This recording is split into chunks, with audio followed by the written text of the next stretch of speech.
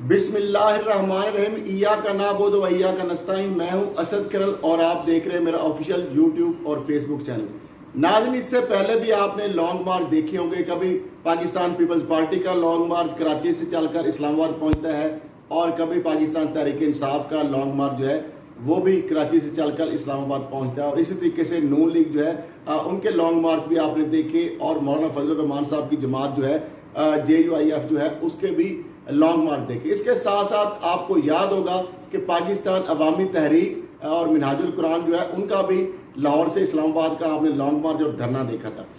लेकिन एक जो अभी पाकिस्तान बचाओ मार्च चल रहा है और जिसकी क्यादत कर रहे हैं तहरीक लबैक पाकिस्तान के मरकजी अमीर हाफिज साद हुसैन रिजवी साहब, और जिस तरीके से आपने देखा कि इस्लामाबाद कराची से वो चला मार्च और फिर वो इस्लामाबाद पहुंचा और मुख्तलिफ जो है गांव देहातों से और कभी बड़ी शाहराहों से और कभी लिंक रोड से और कभी बड़े शहरों से और कभी छोटे शहरों से, कभी देहात और कस्बों से और कभी छोटी आबादियों से वो गुजरा। और आपने इस चीज़ के अंदर एक चीज़ जो नोट की होगी कि इस तरबियत का असर आप देखें कि कोई भी जो सियासी जमात होती है या मजहबी जमात होती है उसके जो रहनुमा होते हैं उनकी तरबियत का जो हकीकी अवामी सियासी या मजहबी जो लीडर होते हैं उनकी तरबियत का उस जमात के जो फॉलोअर्स होते हैं, जो वोटर्स होते हैं, जो सपोर्टर्स होते हैं उन पर बहुत ज़्यादा असर होता है। आपने देखा कि इस पाकिस्तान बचाओ के मार्च के अंदर ना तो एक तिनका टूटा, ना गमला टूटा, ना कभी बड़े बड़े जिस तरह पार्टियों के सियासी पार्टियों के जिनका बड़ा वोट बैंक भी है और जो बड़े अपने आप को जमहूरियत और इंसानी हकूक के बड़े लंबरदार भी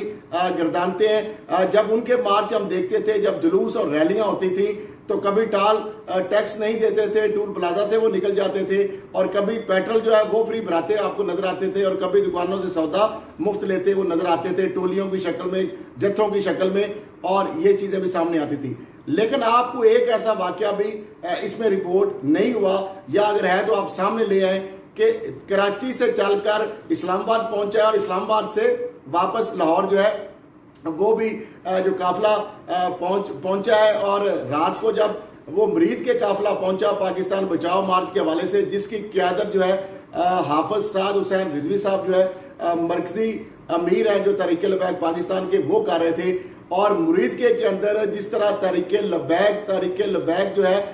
या रसूलुल्लाह जो है उसके नारों से गूंज उठा और वहां पे जो तारीखी उनका जो वालहाना इस्तकबाल हुआ, जिस शानदार तरीके से उनका इस्तकबाल हुआ। और इसी तरीके से जब वो कराची से चला ये कारवान और काफिला पाकिस्तान बचाओ मार्च के नाम से, तो उस वक्त से आप देखें जगह जगह पे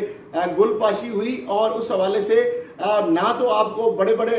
सिक्योरिटी के नाम पर बड़ी बड़ी पुलिस गाड़ियों के काफिले नजर आए और ना ही कमांडोज की नाम पर कोई बड़े बड़े आपको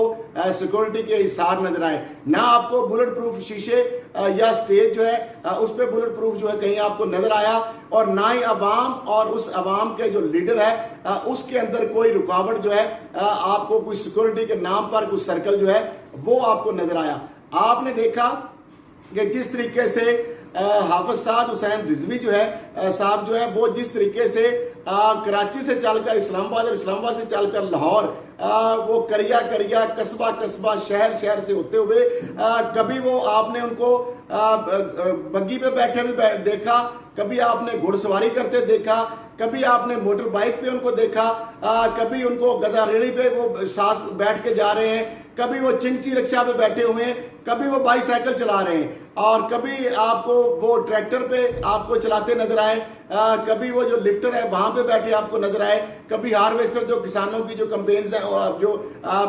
कंबाइन जो मशीन्स होती है हार्वेस्टर उस पे बैठे आपको नजर आए। और अवाम के अंदर जिस तरीके से अवाम के साथ उनकी एक कनेक्टिविटी थी, और मैं समझता हूं कि आने वाले इंतखाबात के हवाले से ये जो पाकिस्तान बचाओ मार्च नहीं था बल्कि मैं समझता हूं ये एक अवामी राबता मुहिम थी। नो डाउट के पिछले इलेक्शन के अंदर भी तहरीक लबैक पाकिस्तान का वोट बैंक मौजूद था, लेकिन चूंकि कॉन्स्टिट्यूंसी पॉलिटिक्स के हवाले से उनका इतना एक्सपीरियंस नहीं था, वो इस हवाले से वो जो इनके जो कारवां है और ये पाकिस्तान बचाओ मार्च है इस वजह से पाकिस्तान भर में ये एक समझे कि इंतखाबी जो है एक मुहिम का बाकायदा आगाज कर दिया गया है और ये पार्टी जो है कौमी धारे में आती नजर आ रही है। और जिस तरीके से पीटीआई जो है उसकी क़यादत साथ छोड़ गई है, बड़े बड़े वुज़रा और जो बड़े बड़े ओहदों पे फाइज थे लोग वो तोता शक्ल दिखाई दे गए हैं। पार्टी जो है उसका लीडरलेस पार्टी है और उसके लीडर के ऊपर भी जो पर्चे हैं और जो सानिया 9 मई के बाद सारे लोगों ने उसको उस वजह से अलहदा उससे अपने आप को डिस्टेंस कर लिया है। तो अब खला जो है वो भी किसी ने पूरा करना है। तो बहरहाल एक अच्छी एक खुश आइंद बात है, लेकिन ये सबसे बड़ी खुश आइंद बात ये है कि अब देखें इसके पास कोई बाहर के मुल्क की बैरूनी फंडिंग नहीं है, इसके पास कोई बड़ी सोशल मीडिया जो है टीम्स नहीं है, इनके कोई फेसबुक ट्विटर या फेसबुक इंस्टाग्राम यूट्यूब या दीगर जो सोशल साइट्स हैं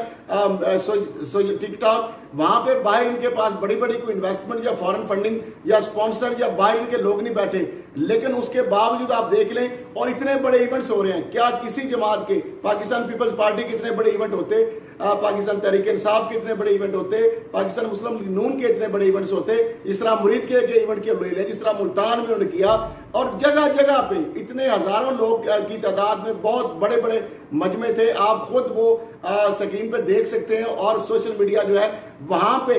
मैंने कल भी एक सर्वे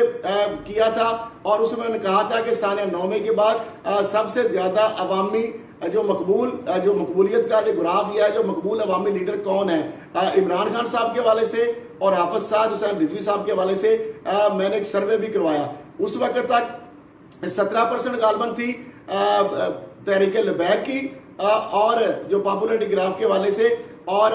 पीटीआई की तहरीक इंसाफ के चेयरमैन के हवाले से थी 83%, 83%। लेकिन आज जब मैंने सर्वे इस हवाले से दोबारा फिर यही क्वेश्चन कि हकीकी अवामी लीडर जो है वो कौन है, क्या वो इमरान खान है या हाफिज साद हुसैन रिजवी हैं, तो उस हवाले से आज के जो पोल के जो नतायज हैं वो काफी डिफरेंट नजर आ रहे हैं। बावजूद इसके के पूरा जोर लगा रहे हैं, पीटीआई की तमाम सोशल मीडिया टीम जो है वो पूरा जोर लगा रही है कि किसी तरीके से भी जो पोल है वो अपने हक में मैक्सिमम इसको वोट पे लेके जाना है। लेकिन उससे पहले हम जितने सर्वे देखते थे पीएमएलएन पाकिस्तान पीपल्स पार्टी, वहां पे भी वो भी नहीं पहुंचती थी सारी पार्टियां मिलके भी, और पीटीआई की उनके से ज्यादा जो परसेंटेज निकलती थी। लेकिन इस वक्त एक जमात अकेली जो है वो पीटीआई को इतना टफ टाइम दे रही है कि आम जो कौमी जो जमातें हैं उनसे ज्यादा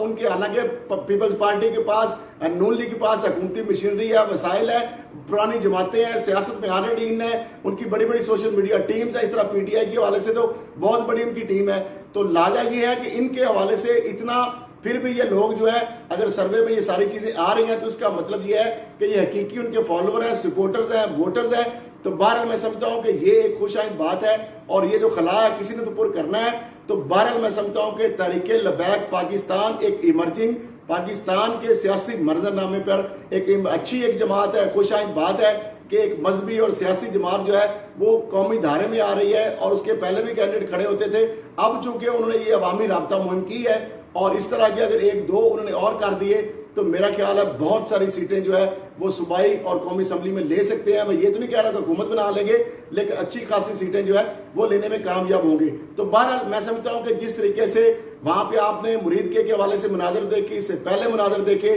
और जिस तरीके से हाफिज साद हुसैन रिजवी साहब ने जिस तरह उन्होंने बात की और जो उनकी चीजें हैं वो बड़ी